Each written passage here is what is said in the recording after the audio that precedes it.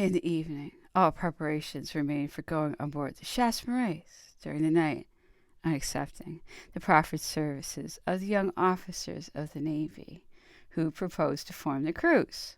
The night, however, passed away without any order for the embarkation being received, and towards 4 o'clock in the morning, General Lalemant and Count Lascazes were sent a second time on board the Bellerophon, apparently for the purpose of obtaining an answer from the admiral, but in fact to ascertain if Captain Maitland would express officially, with respect to the eventual determination of the emperor to throw himself upon the hospitality of England, the same opinion which Lascazes had understood him to express in his conversation with the English officers.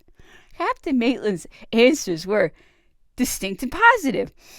He had yet received no instructions, but he was in hourly expectation of their arrival. He was authorized to receive the emperor on board in order to convey him to England, and according to his opinion, the emperor would receive in England all that attention and respect to which he could lay any claim. He added, "I am anxious that it should be well understood that I am only expressing my own personal opinion on this subject, and have in no respect spoken in the name of the government, having received no instructions either from the Admiralty or the Admiral."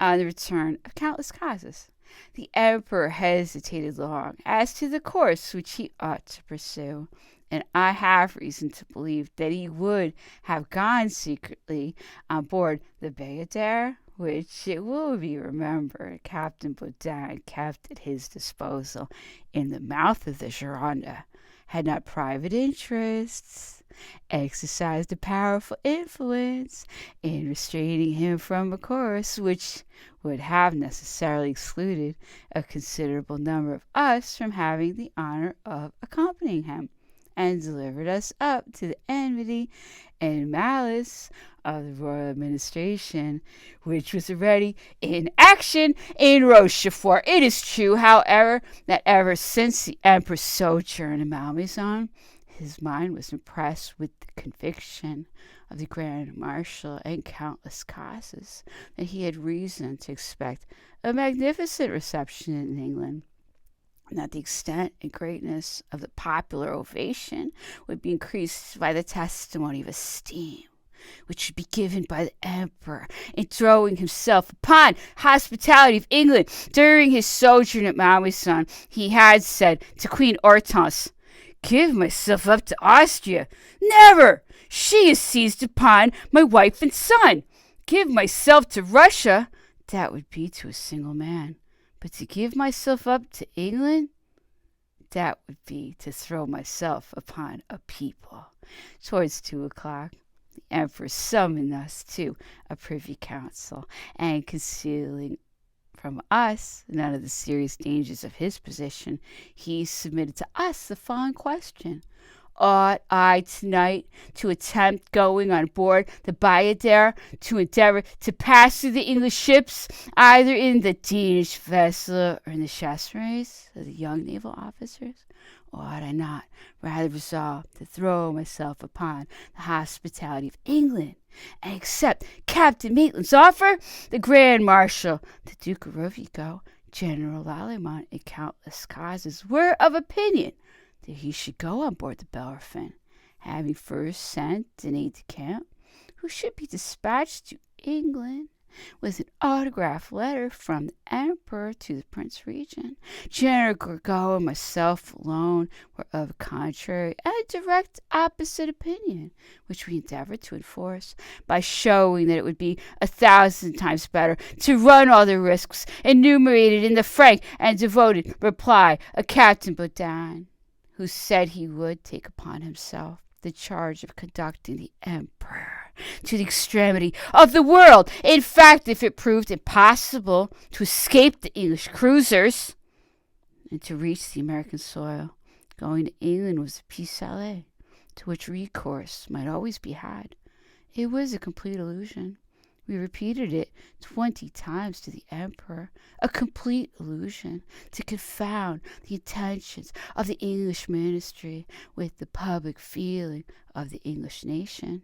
That sound and calm reason ought to dispel this illusion, to recall to his recollection that the policy of St. James had always been guided by a hatred for his person, and that those ministers who had encouraged and sanctioned the incessant conspiracies of the royalists, and that of the infernal machine, and the attempt at assassination by Georges Cadoudal, down to the treasons of 1814, could not, without being false to themselves and their convictions, receive the emperor in England in any other way than as a trophy of Waterloo. Unhappily, Gorgo and myself were very young, and we had to contend against influences of long standing, well deserved and justified, it must be acknowledged, by years of noble devotedness and the exercise of the highest functions of the state. The attempt to make our opinion prevail over that of the Duke of Rovigo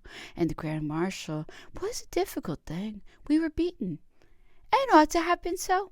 On leaving the council, countless causes and General Gorgo were ordered to proceed to the Bellerophon, the former to communicate the emperor's resolution to Captain Maitland, and the latter to convey to England the following letter, written by the emperor to the Prince Regent. Rochefort, July 13th, 1815. Royal Highness, the sport of those factions which divide my country and an object of hostility to the greatest powers in Europe. I have finished my political career and come, like Themistocles, to sit down by the hearth of the British people.